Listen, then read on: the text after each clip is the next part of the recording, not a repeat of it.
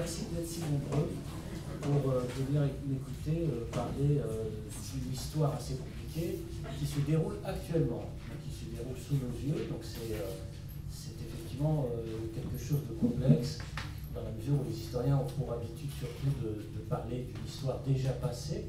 Là, c'est une histoire en train de s'écrire, et donc on va essayer de réfléchir ensemble au processus qui se déroule actuellement en Algérie. Un mot pour dire que, effectivement, moi j'ai connu Antoine Sfer depuis très longtemps, en fait, depuis 30 ans, puisqu'on s'est rencontrés au moment où l'Algérie basculait dans les années 90, au début des années 90, dans la guerre civile algérienne qui a fait beaucoup de morts, hein, près de plus de 100 000 morts en Algérie, dans les années 90. Et c'est à ce moment-là qu'on s'est rencontrés, qu'on a beaucoup échangé sur la situation elle-même, sur les forces politiques en présence en Algérie à cette époque-là. Et puis ensuite, moi, je suis parti vivre à l'étranger en 95 jusqu'en 2002, et on s'est retrouvés à nouveau après donc 2002-2003, lorsqu'il était chez les Cahiers de l'Orient, toujours pour parler du Maghreb, de la Tunisie, bien sûr, le Maroc et l'Algérie.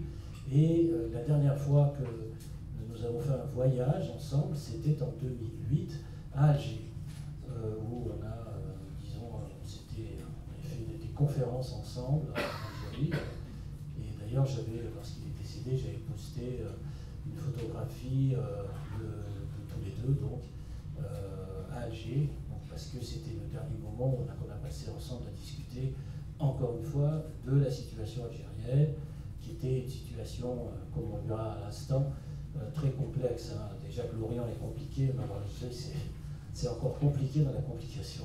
Donc c'est vous dire les discussions interminables que j'ai pu avoir avec Antoine Sfer, et puis ensuite les discussions que nous avons eues, notamment dans les Cahiers de l'Orient, beaucoup des printemps arabes, et d'un grand entretien qu'on avait fait ensemble dans les Cahiers de l'Orient, qui est paru avec un portrait qu'il avait lui-même rédigé, un portrait de moi qu'il a lui-même rédigé, qui est paru, je crois, en 2012, donc très peu de temps avant sa maladie et son décès. Donc lorsqu'elle m'a proposé, lorsque Pierre Bourgois m'a proposé de venir, évidemment, pour moi c'était d'abord un hommage à Antoine Sfer, et je me suis aperçu d'ailleurs à cette occasion que ça fait en fait 30 ans que je connaissais Antoine, donc c'était pas quelques années seulement, mais beaucoup plus longtemps que ça, et toujours en rapport avec la complexité de la situation algérienne.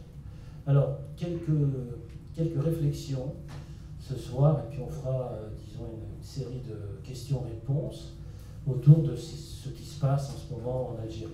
Alors, la formule consacrée, c'est si vous êtes si nombreux, c'est que ça vous intéresse. Si ça vous intéresse, c'est que vous êtes déjà au courant de ce qui s'est passé en Algérie depuis 2 mois. Donc, mon propos ne sera pas, naturellement, de faire un récit chronologique précis des événements qui se sont déroulés en Algérie depuis maintenant 2 mois, mais de se poser un certain nombre de questions autour de ce processus, et peut-être essayer aussi ensemble d'esquisser peut-être des pistes pour l'avenir, des pistes de réflexion. Alors la première grande réflexion, c'est lorsque j'étais à Alger en décembre 2018, puisque j'ai fait une série de conférences à cette époque-là, en décembre. La perspective du 5e mandat du président algérien Abdelaziz Bouteflika était actée. C'est considéré comme acquise par beaucoup de monde, c'est-à-dire que beaucoup d'Algériens disaient, bon, bah, dans le fond, il y a tellement de force politique derrière cette candidature qu'on voit mal comment il ne sera pas réélu. Les élections devant se tenir aux alentours de la mi-avril 2019, et à la fin du mois de décembre 2018, donc quelques mois avant, il n'y avait pas de manifestation particulière dans la capitale algérienne, même si beaucoup d'Algériens que je rencontrais à cette époque-là, naturellement, étaient hostiles à ce 5e mandat, parce que leur point de vue était très simple. Le 4e mandat, bon, c'était limite. Déjà, Abdelaziz Bouteflika ne parlait pratiquement plus à cette époque-là, il ne s'exprimait pas, il avait déjà eu son AVC en 2013. Donc déjà en 2014, la campagne électorale, on ne le voyait pas, c'est-à-dire que les gens se rendaient dans des meetings électoraux et on montrait sa photo. C'était ça se passait comme ça, pendant le 4e mandat. Et donc les Algériens, pour la plupart, rencontrés se sentaient humiliés d'avoir un président de la République simplement sous la forme d'une photographie, d'une image, dans un cadre. Hein, et il fallait, disons, l'applaudir, ou bien quand il y avait des cérémonies, des commémorations liées à la guerre d'indépendance algérienne, comme le 1er novembre, etc., eh bien, à chaque fois, c'était la photo, hein, pour montrer au monument des martyrs, dans les cimetières, dans les palais officiels, dans les rencontres avec les chefs d'État étrangers. À chaque fois, c'était des images fixes, quoi, et des photos. Donc c'était très difficile à vivre, hein, pour les Algériens, qui certes ont beaucoup d'humour, hein, ils ont un humour légendaire, dévastateur, bien connu, mais enfin là, le Grand Prix mondial de l'humour était atteint. C'est-à-dire qu'on avait un chef d'État littéralement invisible. C'est du jamais vu, c'est-à-dire que quelqu'un qu'on ne voyait jamais, donc allait redevenir président de la République algérienne, alors qu'il ne pouvait même pas prononcer le discours, ni à la télévision, ni dans des meetings, ni dans des manifestations diverses. Bref, lorsque, disons, cette perspective du 5e mandat était officiellement déclarée, eh bien, la suite, vous la connaissez. Ça a commencé, disons, par des manifestations de rue, paradoxalement, non pas à Alger, non pas dans l'ouest algérien ou dans la Kabylie, qui sont des régions, j'allais dire, traditionnellement frondeuses, hein, du pouvoir politique, hein, surtout la Kabylie, etc. Non, pas du tout. Les manifestations, la première manifestation où on a décroché le portrait de Bouteflika et où, disons, la contestation a été très violente, très vive, etc., c'était dans les Aurès.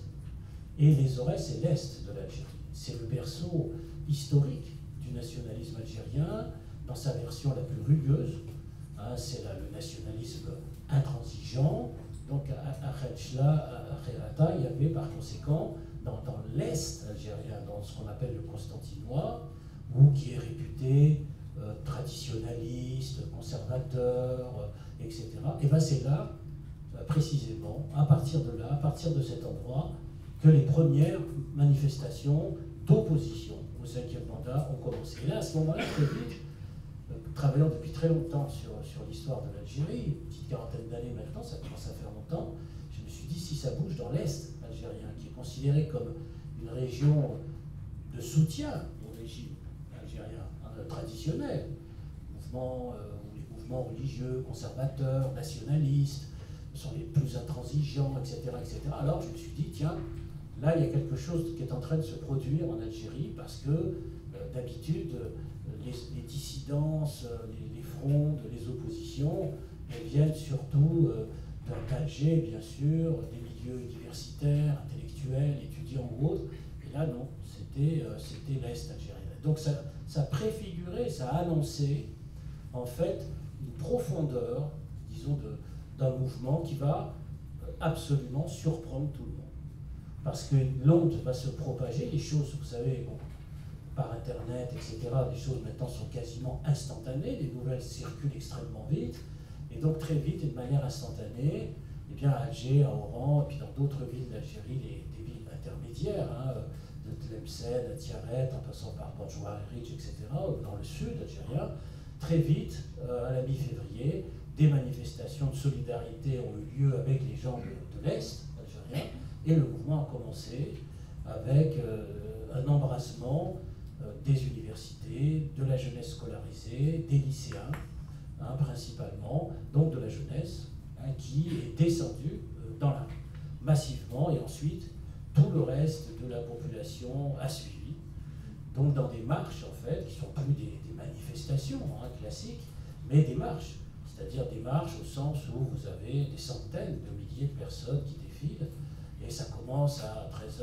14h, et ça se terminait vers 20h, 21h, c'est-à-dire dans une ville comme Alger, vous aviez à peu près 1 million de personnes qui défilaient, c'était colossal, hein, c'était des gens serrés les uns contre les autres, qui défilaient, qui marchaient sur un seul mot d'ordre, qui unifiait l'ensemble des personnes, des manifestants et de l'ensemble de la société, c'était le refus du 5e mandat pour Abdelaziz Bouteflika. Donc il y avait une sorte d'unanimité en fait autour de ce mot d'ordre-là. C'est ça qui soudait, c'était le refus du 5e mandat, tout simplement.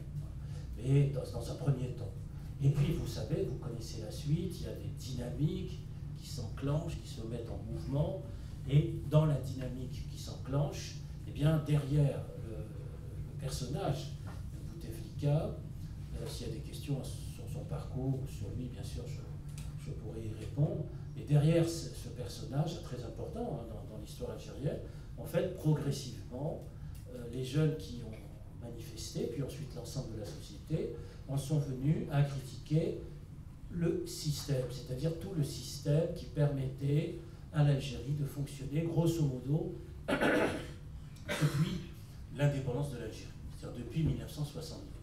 C'est-à-dire qu'il y avait dans ces manifestations, progressivement, la volonté d'aller beaucoup plus en avant que le simple retrait de la candidature d'Abdelaziz Bouteflika.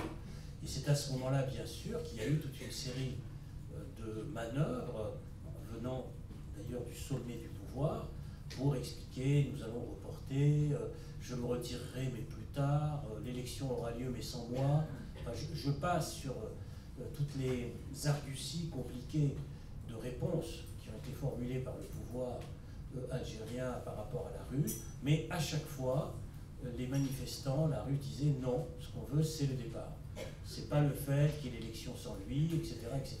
Et la suite, vous la connaissez bien sûr, c'est que, in fine, donc Abdelaziz Bouteflika a fini par démissionner de la présidence de la République algérienne.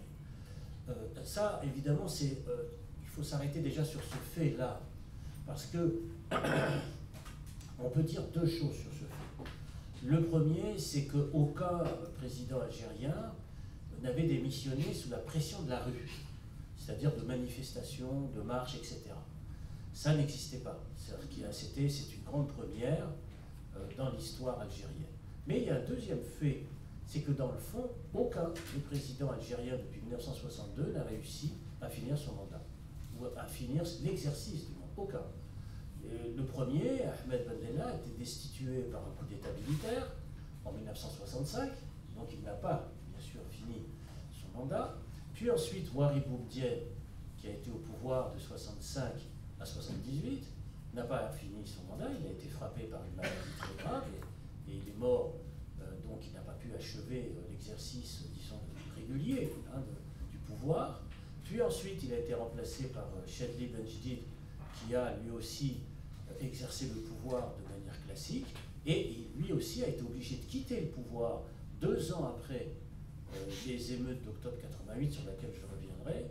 Et là, lui aussi n'a pas achevé son mandat de manière régulière, puisqu'il y a eu interruption des élections en 92, et donc Chadli Benjdid n'était plus président de la République. Il y a un haut conseil d'État qui a été nommé en janvier 92, et il n'a pas, par conséquent, achevé son mandat. Il y a eu une phase, disons, transitoire au niveau de la présidence de la République, et il y a eu donc un nouveau président qui a été élu, qui s'appelle Yamin Zeroual, qui est général, et qui lui aussi s'est retiré du pouvoir en 1999 et qui a laissé la place à Abdelaziz Bouteflika.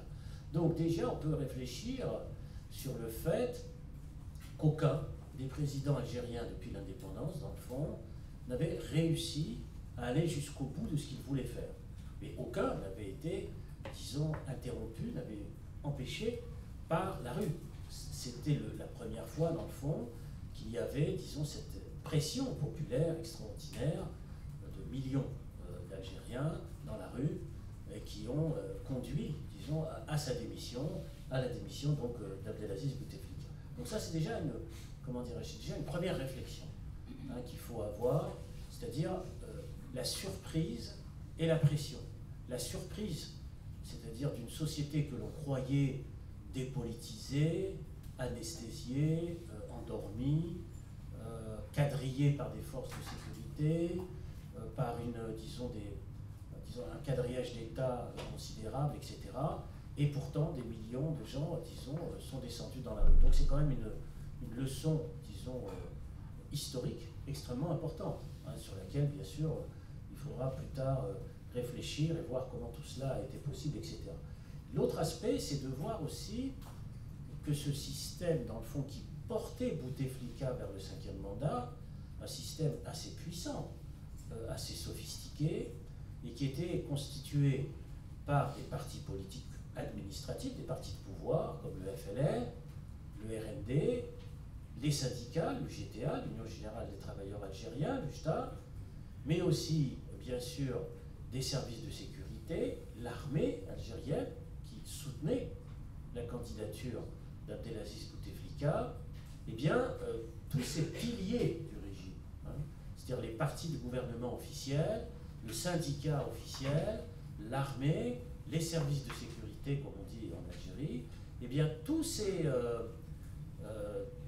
outils, hein, d'exercice du pouvoir réel, et j'ajouterai aussi, bien sûr, ce qu'on appelle les oligarques, c'est-à-dire les entrepreneurs, hein, qui sont très puissants en Algérie, qui se sont fait beaucoup d'argent sur deux filières principales, un, le pétrole et la Sonatrach, donc qui est par là que transitent des sommes, disons, colossales d'argent, et deux, l'import-export.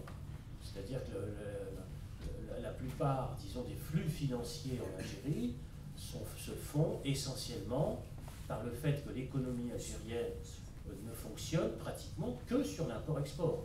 Et donc vous avez des flux financiers considérables. Hein, et donc les intermédiaires s'enrichissent considérablement, bien sûr, dans ce qu'on appelle l'import-export, donc dans l'importation, en fait, puisque tout est importé, une grande partie est importée. Donc vous avez deux flux financiers très forts, très puissants, et qui ont construit au fur et à mesure des années qui passent ce qu'on appelle des oligarques, hein, sur la base d'une économie administrée, puisqu'il n'y a pas une véritable économie, etc. Eh bien, tout cet ensemble-là, c'est-à-dire les partis au pouvoir administratif qui quadrillent le pays, et bien sûr le syndicat officiel, l'armée, les oligarques, eh bien, tous ces points d'appui, là, se sont littéralement effondrés en 15 jours. C'est-à-dire que le système que l'on croyait très puissant, disons très très important, et qui était là de manière inamovible, en fait, hein, et il y avait, disons, une sorte de fatalité dans ce système inamovible, eh bien, tous ces partisans, toutes ces personnes, etc., se sont retirés du soutien. Au fur et à mesure, les uns derrière les autres, au fur et à mesure, à quoi il faut rajouter, bien sûr, une organisation extrêmement importante, qui est l'organisation des anciens combattants, c'est l'ONM, l'Organisation nationale des Moudjahidines, qui est très importante parce que l'Algérie, comme vous le savez, se légitime en grande partie par la séquence guerre d'indépendance. Et donc, vous avez effectivement tout un imaginaire historique considérable autour de cette question. Et vous avez donc l'ONM et les enfants de Shahid, des martyrs, donc qui sont des piliers aussi du régime, hein, qui soutiennent les initiatives, qui soutenaient le 5e mandat. Et donc, d'ailleurs, la première organisation qui est partie, qui n'a pas soutenu, qui s'est retirée du jeu, c'est l'ONM. C'est la première grande organisation qui s'est retirée. Et d'ailleurs, bon, pour moi qui suis historien, je me suis dit, tiens, si l'ONM, sur le plan historique, s'en va, alors là, c'est très compliqué, parce que comment Abdelaziz Bouteflika va pouvoir rester au pouvoir dans une situation où la principale organisation qui le légitime par l'histoire s'en va. C'est-à-dire qu'il y a un retrait, disons, de couverture par la légitimation historique qui est considérable. Donc on a par conséquent une interrogation à avoir sur la rapidité, en fait, du retrait des soutiens traditionnels à Abdelaziz Bouteflika, qui s'est fait pratiquement en 15 jours, en 20 jours, et qui l'a conduit à se retirer et à démissionner de la présidence de la République. Alors, à partir de là, bien sûr, il y a des tas d'interprétations, hein, c'est-à-dire qu'il y a d'abord, bien sûr, l'explication par la pression populaire, par la rue, par les millions de manifestants, c'est sûr, dans des villes comme Constantine, etc. Je ne vais pas faire la liste, l'énumération est connue, mais il y a aussi, bien sûr, les intrigues au sommet de l'État, au sommet du pouvoir, c'est-à-dire de gens qui n'étaient pas tous forcément d'accord avec le 5e mandat et qui en ont profité, bien sûr, de ces manifestations pour pouvoir, disons, exprimer leur désaccord et se retirer du jeu politique et affronter ce qu'on a appelé le clan Bouteflika, hein, c'est-à-dire sa famille, son frère, etc., etc. Et donc il y a effectivement eu à la fois cette pression populaire très forte qu'il ne faut pas oublier, qui reste très très très importante, mais aussi ceux qui, à l'intérieur du système et au sommet de l'État, disons, essayaient bien sûr toute une série de manœuvres pour pouvoir remplacer Abdelaziz Bouteflika, etc. Et puis enfin, l'interrogation majeure, on verra que c'est l'interrogation principale pour l'avenir, c'est naturellement le positionnement de l'armée en la personne de son général en chef, Gaïd Salah, qui a lâché, disons, Bouteflika, et à partir de là, lorsque il a lâché, disons, Bouteflika, évidemment, là, c'était plus possible hein, pour le président algérien de rester en poste, et donc il a, comme vous le savez, démissionné. Et donc on s'interrogera aussi, bien sûr, sur la question, disons, de l'attitude de l'armée en Algérie. Alors, précisément sur cette interrogation-là, deux mots pour dire que l'armée en Algérie, bien sûr, a toujours été la colonne vertébrale du système politique algérien. Pas simplement après l'indépendance, mais y compris avant l'indépendance. Ce qu'on a appelé l'armée des frontières était déjà au poste de commande, sous la conduite de Ouari Boumedienne, et cette armée située aux frontières exerçait déjà, à partir de 1958-59, un poids politique énorme à l'intérieur du nationalisme algérien. Et donc déjà, lorsque l'indépendance de l'Algérie arrive en 1962, eh bien, l'armée, avec Boumedienne, est déjà très forte sur le plan politique. Et dans le fond, elle va se servir de Ben Bella, mais derrière Ben Bella, il y a l'armée des frontières, il y a l'armée algérienne, l'ANP, et qui va le destituer, j'allais dire, très logiquement 3 ans plus tard, parce que dans le fond, elle occupait ses postes de direction, ses postes de commandement, etc. Et cette armée ne va pas quitter le pouvoir politique. C'est-à-dire qu'on va le voir à travers Boumedienne, bien sûr, mais aussi Chadli, Benjdid, qui était militaire aussi, bien entendu. C'était évident, jusqu'à Yamin Zeroual, qui était un général, donc qui a aussi été président de la République algérienne. Dans le fond, depuis 60 questions iconoclastes, le seul civil, disons, c'était Bouteflika. C'est ça le paradoxe de cette histoire, assez incroyable, c'est que Bouteflika avait réussi quelque part à garder, disons, son pouvoir en maintenant à distance l'armée pendant longtemps, même s'il ne faut pas oublier que c'est l'armée qui l'avait installée en 99. Il faut tout dire, il ne faut jamais oublier les choses quand on les énonce. Donc, mais il y avait tout un jeu très compliqué qu'il a essayé de mener dans les années 2000, 2005, 2006, etc., pour essayer de naviguer entre l'armée, les services de renseignement, naturellement les partis politiques officiels, etc., etc. Mais bon, en fait, fondamentalement, je veux dire, il était obligé, lui aussi, de composer avec cette armée, parce qu'il ne pouvait pas faire autrement. C'était évidemment une force politique inconsidérable. Et le rôle de l'armée en Algérie, il est très important aussi parce que c'est l'armée qui se légitime d'un autre côté sur une question essentielle qui est la question des frontières en Algérie. Parce que n'oublions pas que l'Algérie est un pays gigantesque, hein, c'est un pays qui est très très grand, 5 fois la France, et avec des frontières très très importantes, avec des pays très importants comme la Libye, comme naturellement le Mali, le Niger, l'Italie, le Maroc, la Tunisie. Donc ce sont des frontières, comme on dit aujourd'hui, extrêmement sensibles, les frontières sahariennes en fait, et l'armée algérienne tire une grande partie de sa légitimité politique d'être des gardes frontières, c'est-à-dire ceux qui assurent, disons, la protection, la souveraineté nationale, etc., dans un pays où le nationalisme est très vivace, très fort. Donc, à partir de là, elle existe, disons, dans l'imaginaire collectif, pas simplement comme un corps étranger, comme un corps ennemi. Hein, les mots d'ordre dans les manifestations jusqu'à présent contre l'armée sont rares. Peut-être qu'ils viendront maintenant. Mais jusqu'à présent, les mots d'ordre étaient, disons, n'étaient pas contre l'armée. Hein, c'était contre Bouteflika, fondamentalement, et contre le système et le clan de Bouteflika. Donc c'est vous dire que dans l'imaginaire collectif des Algériens, eh bien l'armée, naturellement, fait corps, comme on dit, avec la nation. Donc c'était compliqué de s'opposer à l'armée, hein, de manifester contre l'armée. Donc on verra bien sûr ce qui va arriver dans les jours qui viennent, bien sûr, maintenant. Autre aspect qui est très important, c'est que dans le fond, cette puissance de l'expression populaire en Algérie, qui est quelque chose d'inédit, hein, y compris dans l'histoire algérienne, parce qu'il y avait eu des précédents en Algérie, d'expression populaire, le printemps berbère de 1980, les émeutes d'octobre de 1988.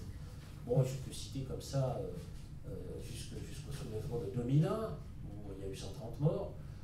C'est quand même, comment dire, il y a eu des sans arrêt, disons, des moments d'effervescence démocratique en Algérie très forts, avec par exemple la naissance d'une presse indépendante, extrêmement vivace, des journaux francophones ou arabophones, le Watan, le Khabar, bien sûr, mais aussi Liberté, l'Expression, le Quotidien d'Oran, enfin, je ne vais pas tous les citer, qui sont des journaux de la presse qui est extrêmement dynamite, extrêmement opposé, hein, même si, bien sûr, le pouvoir algérien contrôlait les médias les plus importants, c'est-à-dire la télévision. Puis ensuite, il a fait créer des chaînes de télévision indites, entre guillemets, indépendantes.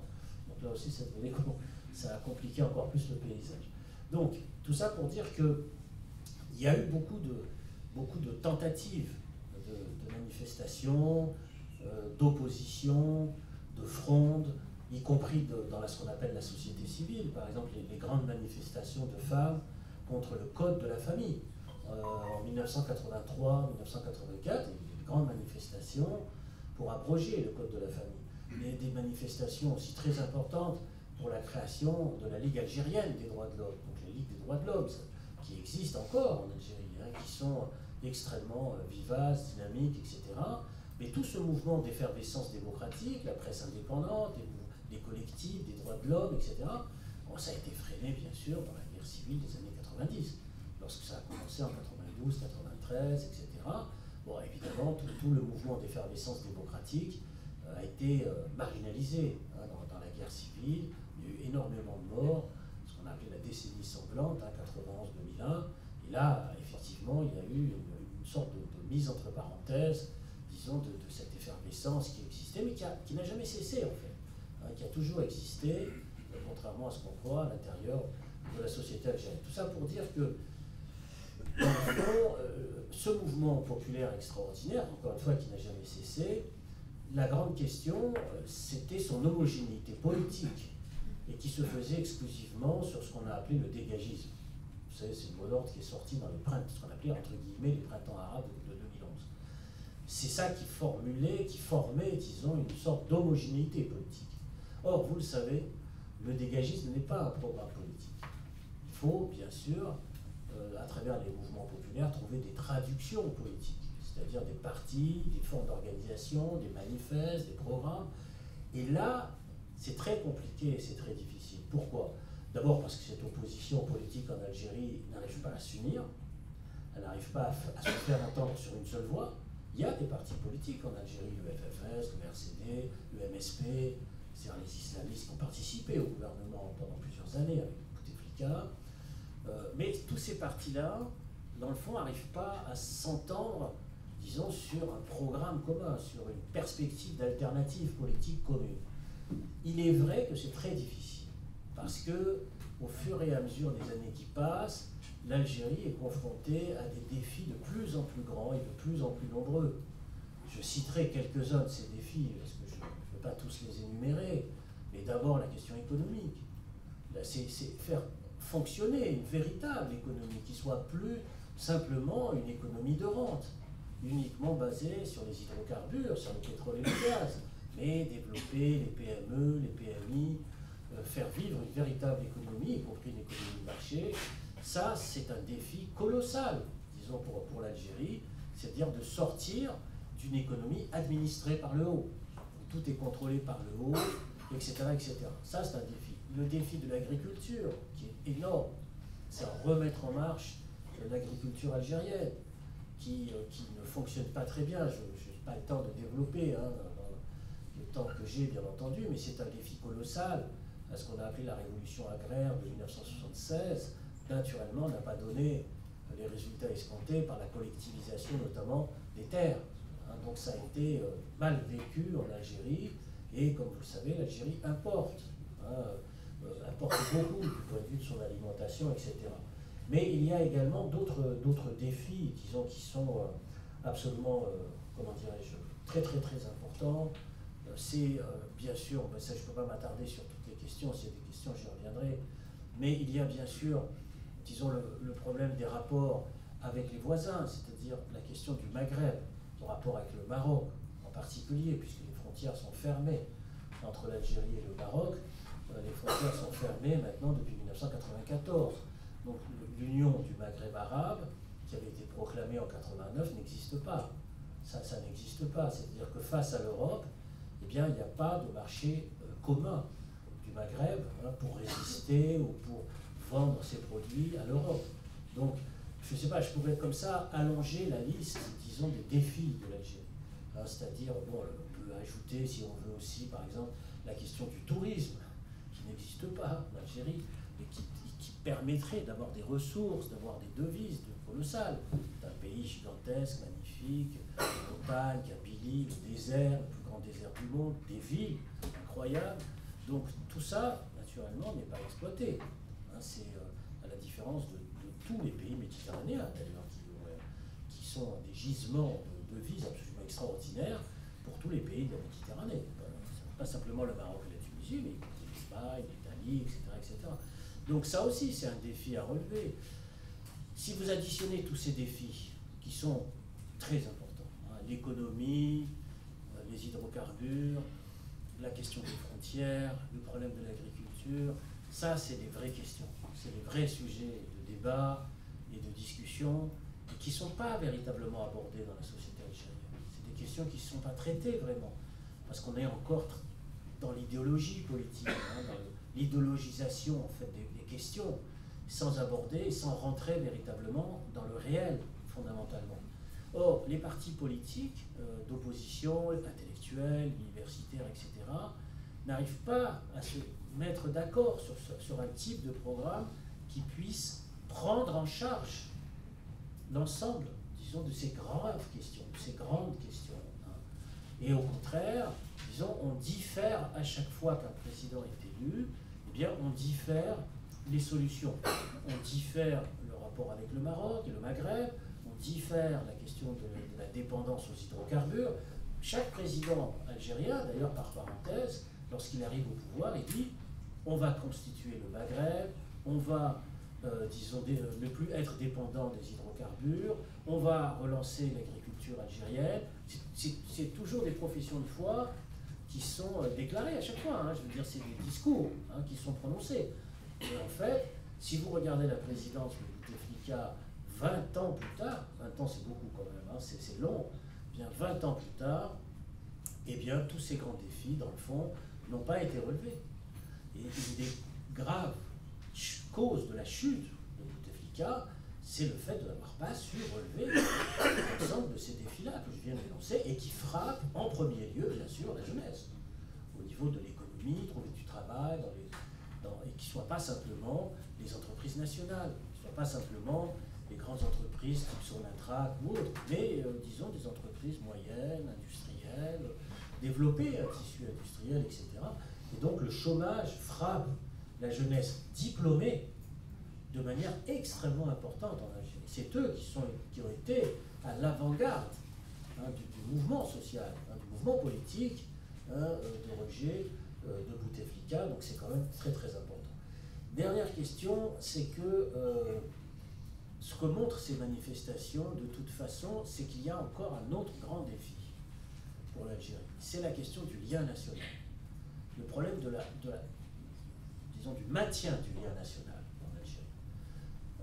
Pour l'instant et jusqu'à présent, l'État central, l'État autoritaire central, maintenait ce lien par en haut, par le discours politique, le discours historique, etc., etc., fondé sur la guerre, etc. Mais on sait, bien sûr, qu'un des dangers qui guette l'Algérie, c'est aussi ce qu'on a appelé le régionalisme politique, c'est-à-dire l'apparition du différentialisme face au pouvoir central.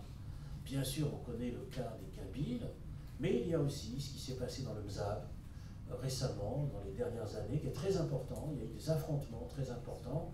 On ne peut pas aborder encore une fois toutes les questions en 3 quarts d'heure, c'est pas possible.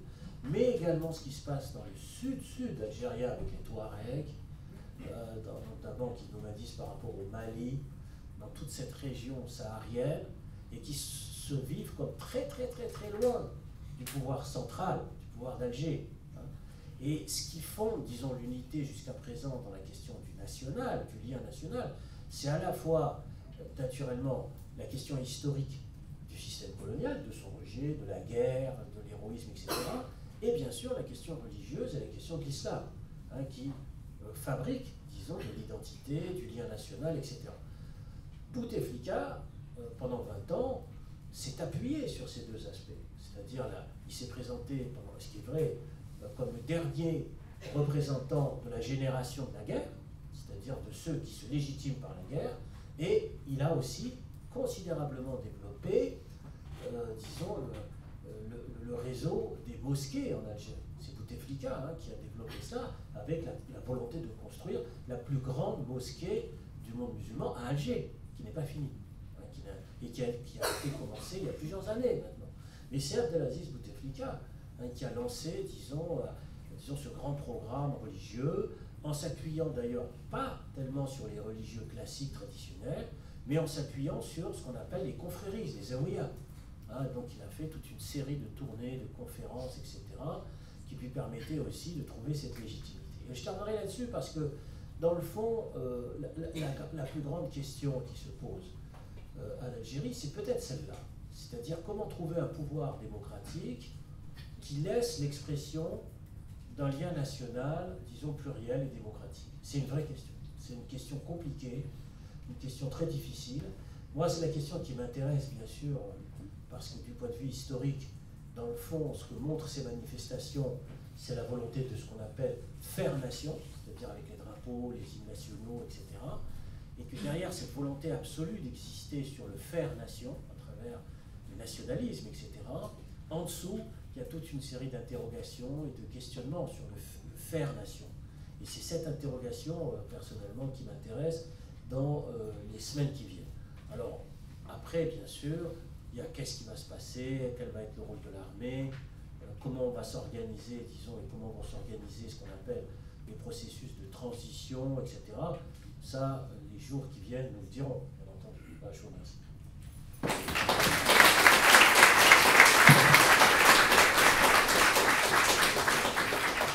Merci beaucoup, Monsieur Sora. Je pense qu'il va y avoir des questions. Oui.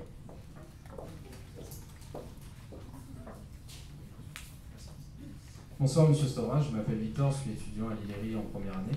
Je voudrais revenir sur la question que vous avez évoquée, la question Touareg, et en partie sécuritaire. Je voudrais savoir ce que vous pensez du fait que l'Algérie, enfin l'État algérien et la DRS notamment sous Bouteflika, n'a absolument rien fait pour faire respecter les accords d'Alger signés donc à Alger en 2015 qui visaient à mettre fin au conflit au Mali. Notamment, l'État algérien a laissé passer Iyad Akrami, qui est le leader d'Ansardine, le terroriste le plus recherché par la France, qui est responsable, qui a du sang français sur les mains. Et l'État algérien l'a laissé passer plusieurs fois la frontière, et sa famille est encore réfugiée à Tinzaouten, dans le sud algérien. Voilà, je voulais savoir ce que vous pensez de la politique de Bouteflika là-dessus. Merci. Vous savez, moi je ne suis pas un spécialiste de la question saharienne qui est très complexe, mais je sais des choses très générales. La politique de Bouteflika sur la question saharienne ne diffère pas de ses prédécesseurs. C'est d'ailleurs tout le problème du règne de Bouteflika, c'est qu'il ne s'est pas différencié sur plein de choses. Quand il est arrivé, je vais répondre à votre question, mais je fais un petit peu un retour en arrière. Quand il est arrivé au pouvoir en 1999, la première chose qu'il a faite, je ne sais pas si vous vous souvenez, non, sûrement pas, parce que vous étiez beaucoup trop jeune, c'était il y a 20 ans, il est allé au Maroc. C'était l'enterrement de Hassan II. Et au Maroc, il a dit, au moment de l'enterrement de Hassan II, nous allons construire le Maghreb et ouvrir les frontières, pourquoi pas, avec le Sahara. C'est pour ça que j'arrive, parce que derrière la question marocaine, il y a naturellement la question de la frontière saharienne, évidemment, c'est quand même très important. La suite, vous la connaissez, c'est-à-dire que très vite, quelques mois plus tard, après cette déclaration, eh bien, on est revenu à une politique traditionnelle de l'Algérie, c'est-à-dire de fermeture de frontières, de souverainisme jalousement mis en œuvre, notamment contre le Maroc. Et derrière le Maroc, plus fondamentalement, il y avait effectivement la volonté aussi de ce qu'on appelle la non-ingérence française par rapport à ses anciennes colonies. c'est un discours nationaliste algérien très classique qui existe depuis la construction de ce qu'on appelle l'OUA, l'Organisation de l'Unité africaine, qui a été créée en 1963. Et le discours de l'OUA, c'est un discours porté par les Algériens, d'autant plus que Abdelaziz Bouteflika a été un des grands artisans de l'OUA. Hein, c'est un retour aux sources, en fait, fondamentalement, c'est-à-dire le fait de protéger les frontières sahariennes de toute influence, bien sûr, des voisins marocains ou tunisiens ou libyens, mais aussi français. C'est-à-dire qu'ils considèrent que, enfin je vous donne l'argumentation algérienne sur cette question, c'est-à-dire qu'ils considèrent que des pays comme le Mali ou le Niger sont en fait sous influence, pour ne pas dire plus, française. Et donc il y a la volonté de fermer davantage encore les frontières par rapport à l'ancienne puissance coloniale. Alors voilà le discours, disons, officiel. Maintenant, derrière le discours officiel, il y a la réalité du terrain. La réalité du terrain, c'est que le fait qu'on a quand même l'aviation française qui a circulé sur l'espace aérien algérien, c'est une réalité, même si les Algériens le nient. Tout comme l'utilisation des drones, notamment américains et français, qui existent dans cette partie du désert saharien, parce que vous ne pouvez pas contrôler des centaines de kilomètres de frontières par des troupes classiques en armes, en des hommes, c'est pas possible.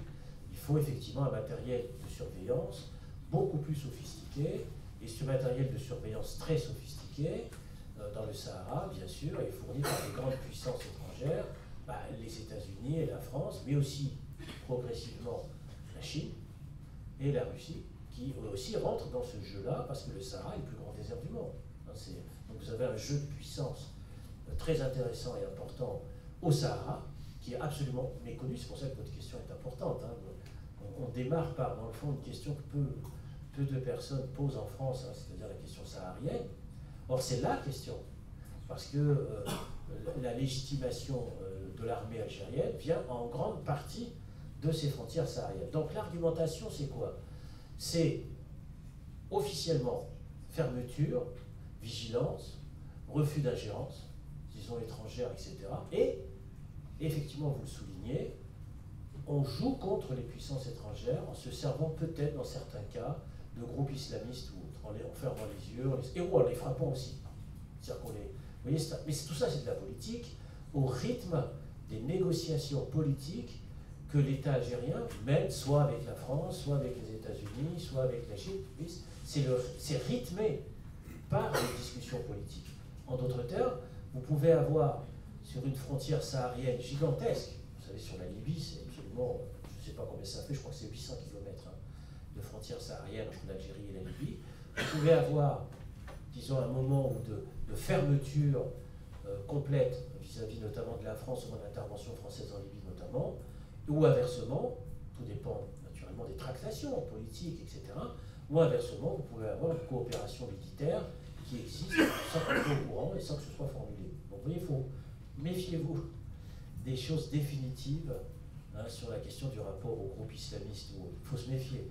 Tout dépend des tractations, tout dépend des moments politiques. Il y a des moments où il y aura un discours anti-français, anti-étranger très très violent qui permet de se légitimer, et à un autre moment, vous aurez un discours très violent contre les groupes islamistes armés, et même à les réprimer sur le plan physique. Vous voyez, ça dépend il faut suivre, disons, l'évolution des moments, non pas sur le terrain militaire, mais sur le terrain politique, sur le terrain diplomatique.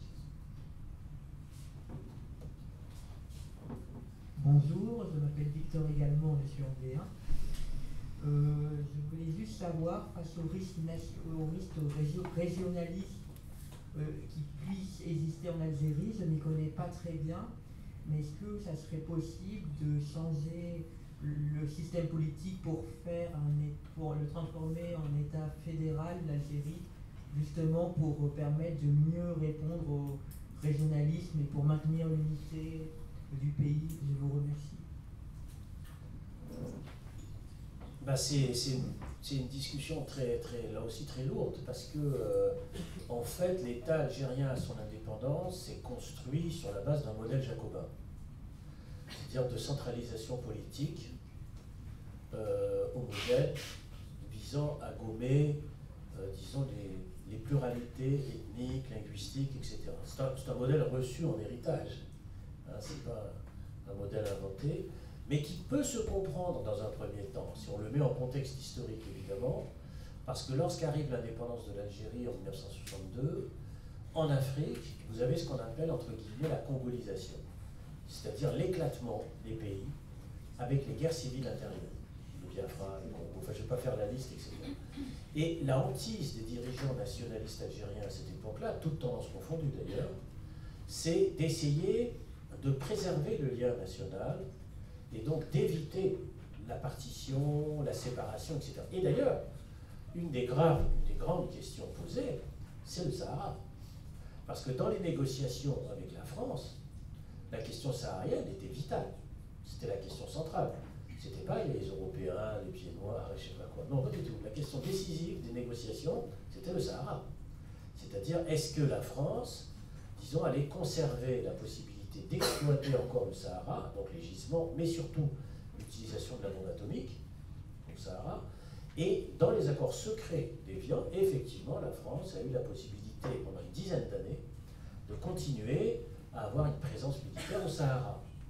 Donc c'est vous dire que la question du régionalisme se posait bien sûr au nord, de manière classique, hein, bon, mais elle se posait aussi par rapport au sud, c'est-à-dire le Sahara. Et là, sur la question, disons, saharienne, il y a toujours eu un consensus politique en Algérie pour faire en sorte que l'Algérie conserve la mainmise sur le Sahara. C'est la pierre angulaire, disons, de la doctrine nationaliste algérienne qui a commencé à s'établir dans les relations diplomatiques avec la France, les accords, à Melun, à Évian, etc. C'était central, cette histoire. Alors, le contexte de 1962, c'était donc l'indépendance ne doit pas signifier l'éclatement du pays. Donc il faut préserver à tout prix l'unité, donc refuser cette, disons, ce régionalisme. Et c'est dans le discours nationaliste algérien, c'est le refus du régionalisme. Mais une fois que vous avez dit ça, une fois que vous créez l'État-nation sur ce modèle-là, c'est-à-dire par en haut, etc., vous avez des populations qui, elles, ne se vivent pas comme le modèle central national.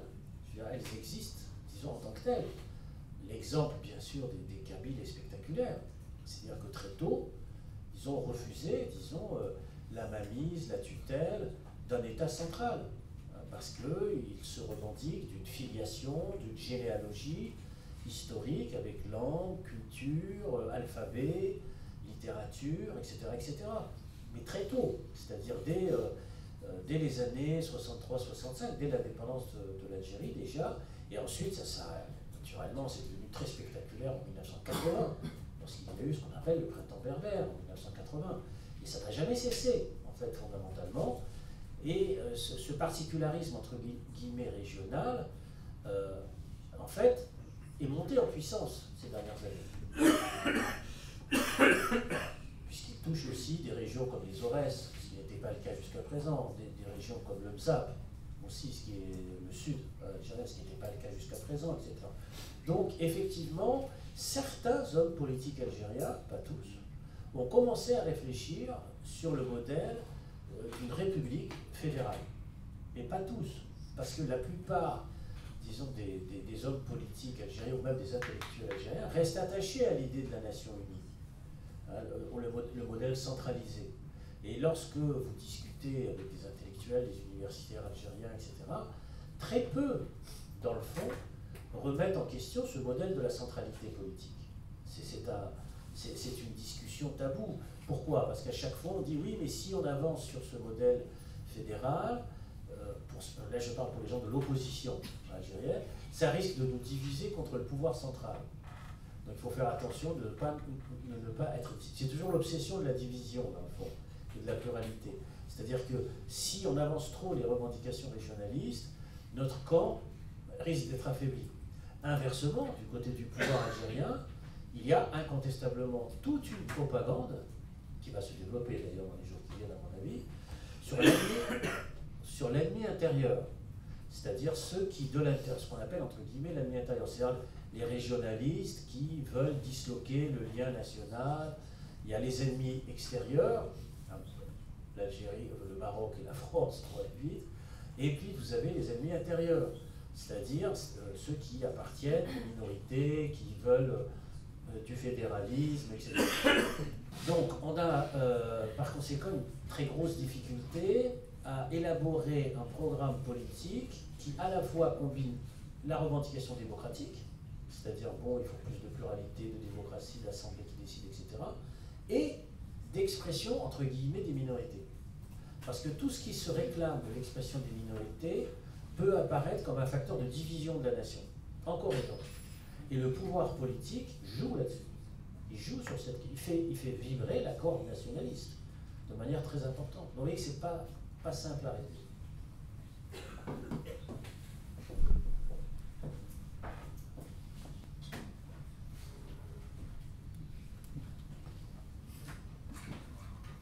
Bonjour, Camille Berada, étudiant en troisième année. Je voulais savoir si, selon vous, les perturbations actuelles en Algérie et le départ de Bouteflika n'auront pas un impact sur le soutien d'Alger au Front Polisario. Je ne comprends pas la reformule. Je voulais savoir si les perturbations actuelles en Algérie et le départ de Bouteflika n'auront pas un impact sur le soutien d'Alger au Front Polisario. Là, on en revient encore une fois à la question saharienne. Moi, je pense pas. Non, sérieusement, vous voulez prendre de l'eau? Non, allez-y. Non, on ne peut pas rester comme ça, c'est pas possible. Moi, je ne pense pas que la politique changera à ce niveau-là, honnêtement. Parce que c'est la pierre angulaire du système politique algérien. Encore une fois, je ne reviens pas sur ce que je viens de dire sur la question saharienne, mais une des grandes légitimations du pouvoir politique, c'est la question saharienne et la question du Polisario, qui reste, disons, une grande cause politique algérienne, du point de vue de la définition nationale. Je vois mal un pouvoir politique aujourd'hui en Algérie, très sincèrement, remettre en question cette question-là. Je ne vois pas. Parce que, encore une fois, c'est ce qui porte l'homogénéité de l'armée. Une armée des frontières, une armée aux frontières, pardon. C'est fondamental.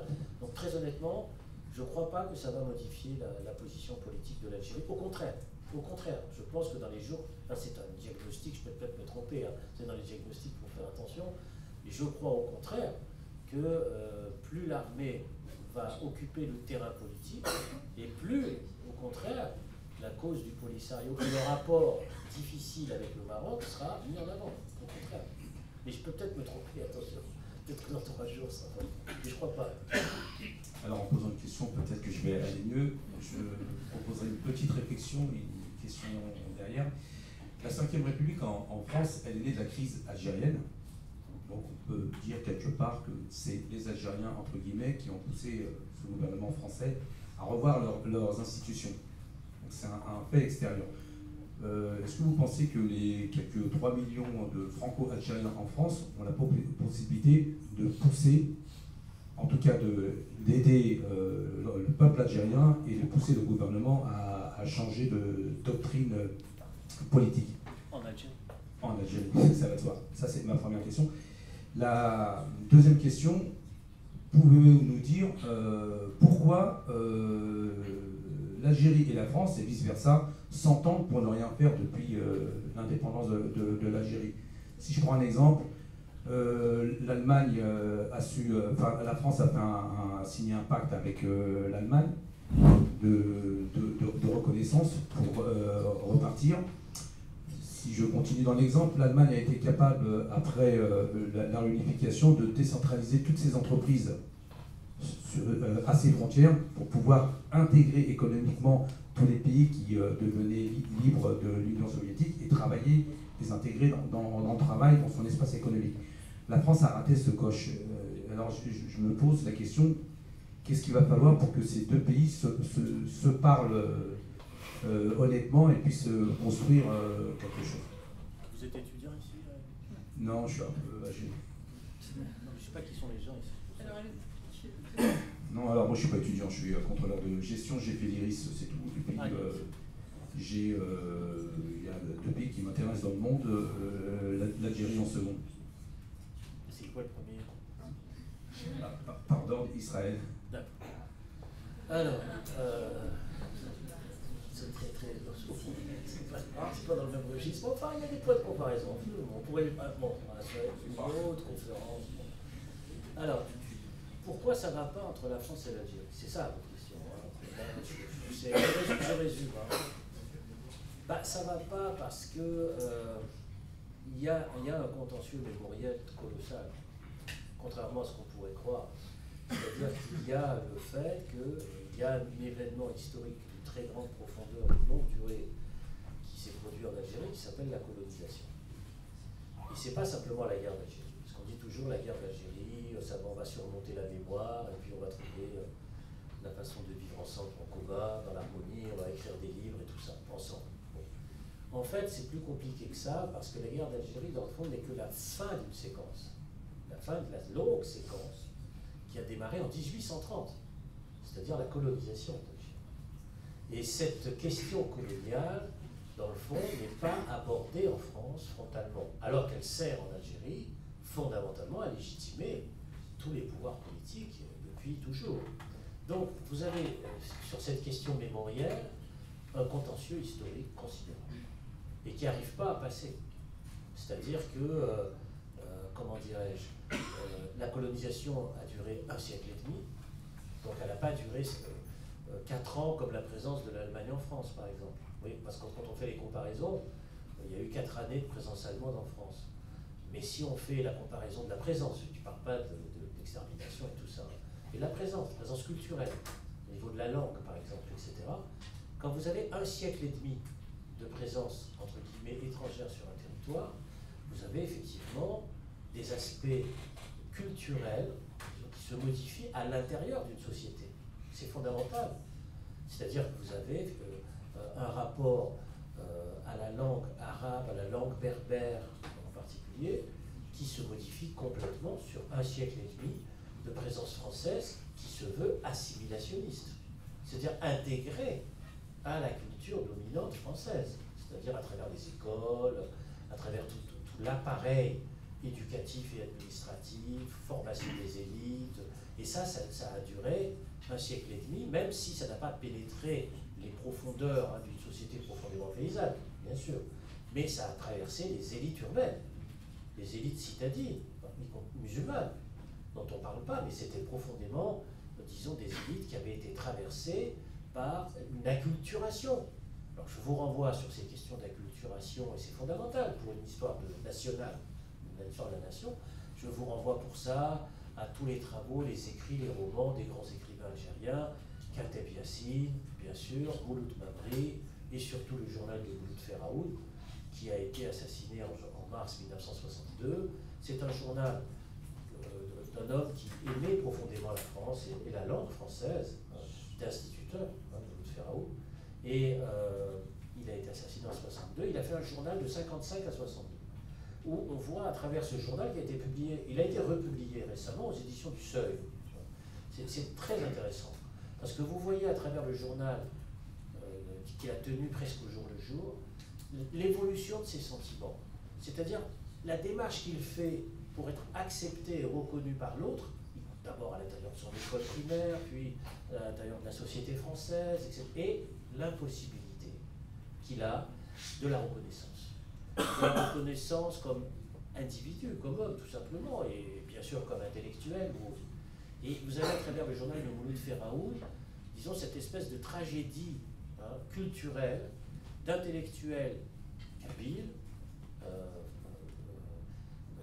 qui utilisent la langue française, qui restent très attachés à leur histoire, et de plus en plus attachés à l'algérianité, et qui progressivement va verser dans la cause de l'indépendantisme algérien. Et ça, vous avez l'évolution. Mais vous avez un autre personnage qui nous donne, disons, la question de la complexité de l'Algérie et de son histoire dans le rapport à la France. C'est Ferhat Abbas. Parce que Ferhat Abbas, qui a été le premier président du GPA en 1958 en Algérie, Ferhat Abbas était un intellectuel qui a voulu absolument, dans les années 30, s'assimiler à la France. J'emploie le mot volontairement assimiler, c'est pas intégré. C'est-à-dire de devenir un citoyen français tout en restant musulman, attaché, disons, à sa culture, à son histoire, à sa religion. Et il a écrit un livre qui s'appelle Le jeune Algérien, qui est paru en 1931, qui a été réédité aux éditions Garnier, un livre très important de 1931, où, grosso modo, il pose la question, est-ce qu'on peut être français et musulman à part entière? 1931, Ferhat Abbas. Et il y croit. Il dit, oui, on peut, je réponds positivement à cette question, et il se veut un partisan de l'égalité. C'est d'ailleurs le journal, son titre de journal s'appellera l'égalité. Et Ferhat Abbas illustre, disons, la complexité, la tragédie, le drame, disons, de cette élite, disons, j'allais presque dire bourgeoisie musulmane, etc., intellectuelle, qui va se radicaliser, comme on dit, vers l'indépendantisme politique par refus de citoyenneté, parce que Ferhat Abbas n'a jamais été français, tout simplement. Et donc il va finir président du GPRA en 1958, c'est-à-dire le gouvernement provisoire de la République algérienne. C'est extraordinaire la trajectoire de Ferhat Abbas. C'est-à-dire que vous avez un rapport complexe dans le rapport à la question culturelle, notamment, et de la langue, etc., que les Algériens, dans le fond, continuent de porter en eux. Tout à l'heure, vous m'avez posé la question, le rapport à la France, le Sahara, tout ça. Mais il est très difficile de comprendre la position algérienne si vous faites abstraction de cette histoire-là, c'est-à-dire l'histoire du rapport colonial. C'est le rapport colonial qui a institué un rapport compliqué entre Français et Algériens, dans les imaginaires, dans la pratique. Alors on pourra toujours me dire, mais c'est de la vieille histoire, c'est fini, c'était il y a longtemps, ça doit être dépassé, etc. C'est pas vrai. Parce que la question du trauma colonial se transmet de génération en génération. C'est pas des choses qui se disparaissent, c'est pas vrai. C'est-à-dire qu'on croit que parce que les derniers qui ont vécu, qui ont combattu la France vont mourir, et à partir de là, ça va se régler. Vous savez, c'est un problème biologique. Mais pas du tout. Parce que vous avez les héritiers, les enfants, les petits-enfants, qui, au contraire, même à la différence de leur père et de leurs grands-parents, portent encore plus fort les questions de l'identité, parce que c'est une identité souvent mal transmise et souvent aussi mal entretenue du point de vue français comme du rapport algérien, comme du point de vue de l'intérieur de l'Algérie. Donc cette question-là est très importante et c'est vrai qu'il y a eu beaucoup de gestes du côté français à ce niveau-là. Le dernier en date, vous le connaissez, c'est Macron, sur la question de Maurice Audin, qui a reconnu la responsabilité de la France dans l'enlèvement, la séquestration, la torture, enfin l'assassinat de Maurice Audin. C'est un geste, bien sûr, très important pour les Algériens, très important, qui a marqué profondément à l'époque les Algériens. Mais en même temps, c'est vrai, pour reprendre la terminologie macronienne, mais en même temps, lorsque Macron refuse de se prononcer au moment où Bouteflika est toujours en pause, toujours en exercice, alors là c'est mal vécu, parce que pour la plupart des Algériens, c'est grosso modo ce que vous dites, la France ne veut pas, disons, soutenir le mouvement démocratique, le printemps des peuples, etc., etc. Donc vous voyez cette espèce d'ambivalence en permanence. Du côté algérien, c'est très clair, c'est très explicite ce que je vous dis là. C'est-à-dire les gens parlent du traumatisme colonial. Voilà, ils disent voilà, nous on a un rapport à la France qui est très compliqué, c'est un traumatisme, etc. Parce qu'on n'était pas considérés comme faisant partie de la citoyenneté et de l'humanité. Nous dirons comme ça, hein. Nous on n'était pas dans l'humanité, c'est tout. Mais du côté français, c'est pas dit comme ça, mais vous avez des clientèles politiques et électorales qui refusent absolument tout geste de reconnaissance par rapport à cette histoire coloniale. Tous les gestes possibles et imaginables. C'est-à-dire, quoi qu'on fasse, quoi qu'on dise, il ne faut jamais que la France reconnaisse quoi que ce soit sur la question de sa présence au Maghreb, enfin en Algérie, pendant un siècle et demi. Et vous avez tout un nationalisme en France aussi, de manière implicite, mais pas explicite, mais implicite, qui dit on n'a pas à s'excuser, à dire des choses, on n'a rien à dire là-dessus. Voilà, donc c'est le nationalisme français, qui dit, dans le fond, la colonisation, c'était positif. D'ailleurs, il y a une loi qui a été votée en 2005 au Parlement français, à l'unanimité, pas à l'unanimité, à la majorité des députés de l'époque, en 2005, et qui reconnaissait le caractère positif de la colonisation, vous le savez, et c'est Jacques Chirac, ensuite, qui a abrogé, en 2006, l'article 4, qui préconisait, enfin, la loi a été abrogée ensuite.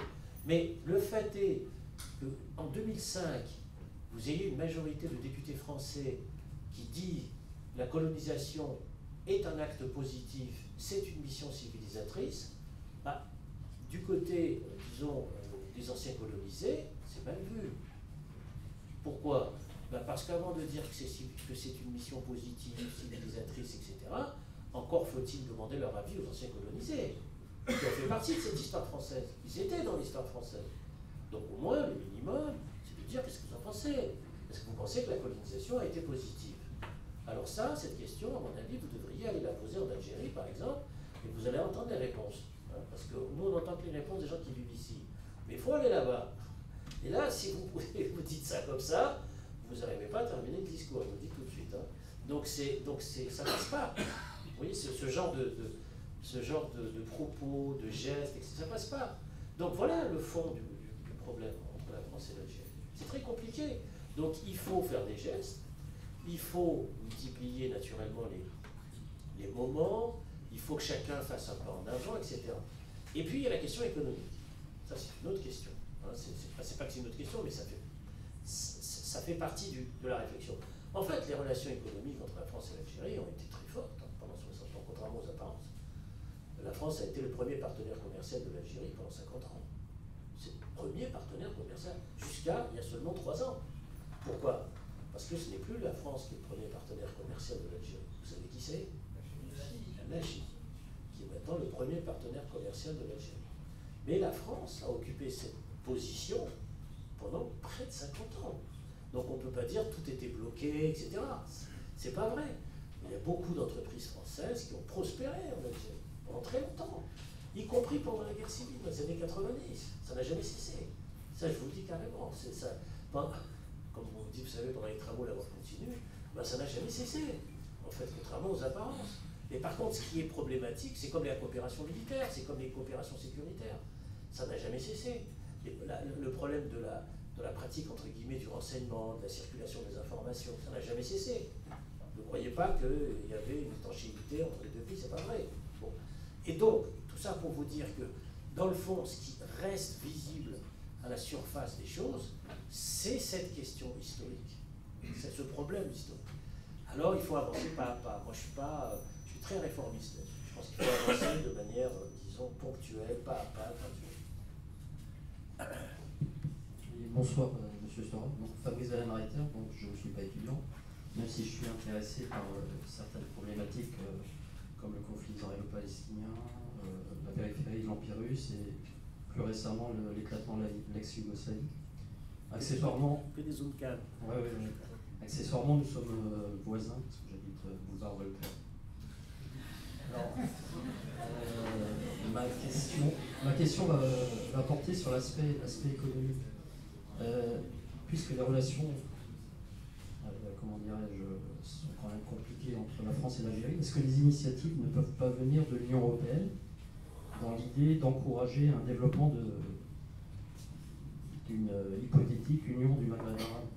Parce qu'on s'aperçoit qu'en fait, il n'y a que 3% d'échanges entre les différents pays du Maghreb, et que c'est un gros handicap finalement pour l'avenir. Parce qu'il n'y a pas une hypothèque là actuellement.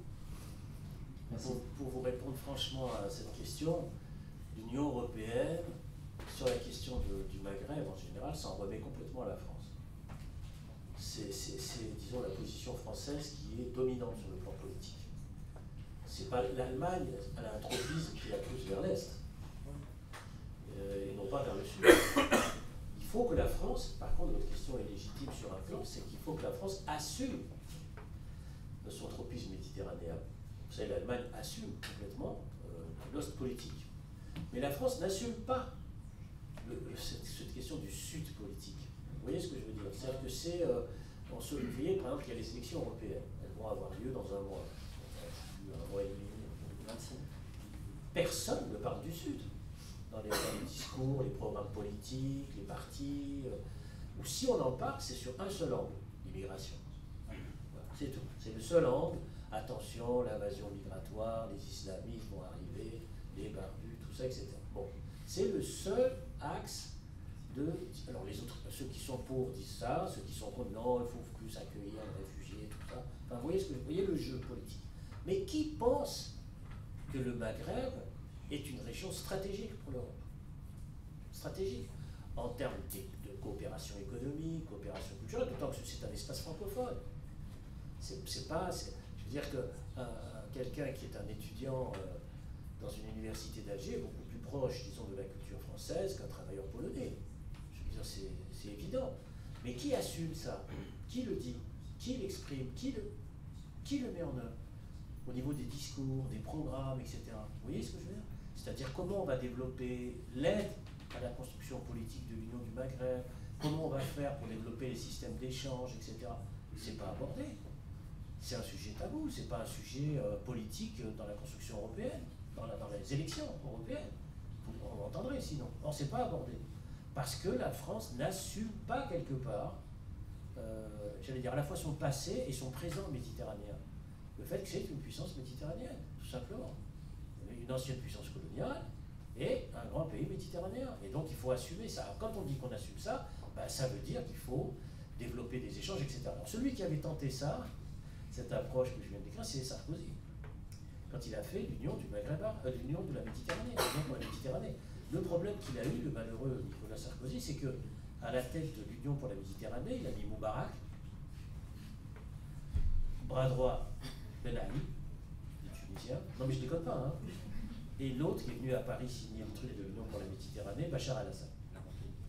Moubarak, Ben Ali et Bachar el-Assad. C'était les trois piliers, disons, de la politique Sarkozy de l'union pour la Méditerranée. Je ne développe pas plus. L'Union pour la Méditerranée, je crois qu'il y a encore des bureaux quand même. Je crois qu'il doit y avoir un mec qui travaille dans un coin obscur, avec du fond dans un tournoi. Mais ça n'existe plus. Donc c'est le problème de la relance de cette initiative politique. Florence Mineri, je ne suis pas étudiante non plus, mais je n'ai pas dit mon dernier mot. C'est peut-être pas définitif. Vous parlez de l'Union pour la Méditerranée, là, il y a effectivement cette question qui ressurgit par moment. Là, il y a quand même le sommet des deux rives qui s'organisera à Marseille, voilà, à l'initiative de la France. Donc 5 plus 5, bon, l'Algérie en fait partie. Qu'est-ce que ça donnera, qu'est-ce qu'il en sortira, effectivement, ça c'est une grosse inconnue, parce que même la France qui porte ça n'est pas très claire dans ses intentions. Vous avez des informations là-dessus? Je n'en ai pas. J'en ai un petit peu, je devrais en avoir plus, mais c'est tellement confus. Donc, il y a des réunions préparatoires qui sont en cours, des réunions thématiques sur la jeunesse, la culture, qui ont lieu à Montpellier, à Malte, donc voilà, qui vont se dérouler entre avril et le mois de mai, et qui sont censés préparer ce sommet des deux rives, sur lequel effectivement peu de gens ont de certitudes, ou en tout cas des idées très claires. L'Union européenne est associée effectivement à ce sommet-là, mais sans en avoir aussi des idées beaucoup plus claires. Voilà, l'impulsion vient de la France, mais sans qu'on sache. Moi j'avais une question sur voilà, comment nommer le phénomène. Évidemment le mot révolution n'est pas celui qui est adapté, donc comment le nommer. J'ai pu comprendre qu'en Algérie on parle pas de révolution. Les gens disent dans la famille on va à la marche. Donc, apparemment en arabe c'est ça le mot qui est employé, donc je voulais bien vous entendre là-dessus. J'avais une question aussi par rapport au moment où l'armée à un moment a montré une sympathie, ou en tout cas une oreille attentive à ce phénomène-là. Est-ce que dans le peuple algérien, ça a libéré un peu plus la liberté, les initiatives pour aller marcher dans la rue? Et enfin, j'ai un troisième point sur la société civile, qui a quand même été, enfin en tout cas, pas favorisée par le régime algérien, c'est le moins qu'on puisse dire. Est-ce qu'aujourd'hui, elle est quelque chose, elle est une relève possible, ou est-ce qu'elle est un lieu où effectivement une expression un peu structurée, organisée, pourra se décider pour l'avenir? C'est peut-être une des dernières questions, hein, parce que sur la question de la dénomination, il y a ce que les gens disent, ce que vous dites, qui est tout à fait vrai, et puis il y a la nomination que des gens comme moi peuvent faire. Je ne reprends pas forcément à mon compte tout ce que disent les gens. Moi, hein. Je ne dis pas nous voulons ce que veulent les gens. Alors moi je ne connais pas ça, ça s'appelle l'opportunisme. Donc moi je ne suis pas d'accord avec ça. Moi j'ai une analyse. Moi je pense que c'est un processus de révolution qui se produit en Algérie. Mais qui dit révolution dit aussi contre-révolution. C'est-à-dire que vous pouvez avoir dans un processus révolutionnaire des moments de bascule et de contre-révolution. Voilà, c'est ça que ça veut dire. Parce qu'on vit une révolution. Et c'est ça que je veux signifier. C'est-à-dire que je crois que c'est profondément une révolution qui s'est produite en Algérie. Alors, quand vous avez des millions de gens qui descendent dans la rue, des millions, c'est pas 30 000, 53 600 selon la préfecture, et vous voyez ce que je veux dire. Non, non, vous avez des millions. C'est un processus révolutionnaire. Vous contraignez, disons, le président de la République à la démission, changez de gouvernement, vous voyez ce que c'est une révolution. Mais qui dit révolution, n'oubliez jamais ça, contre-révolution. C'est-à-dire que vous pouvez avoir un retour de bâton sur les processus révolutionnaires qui est très violent.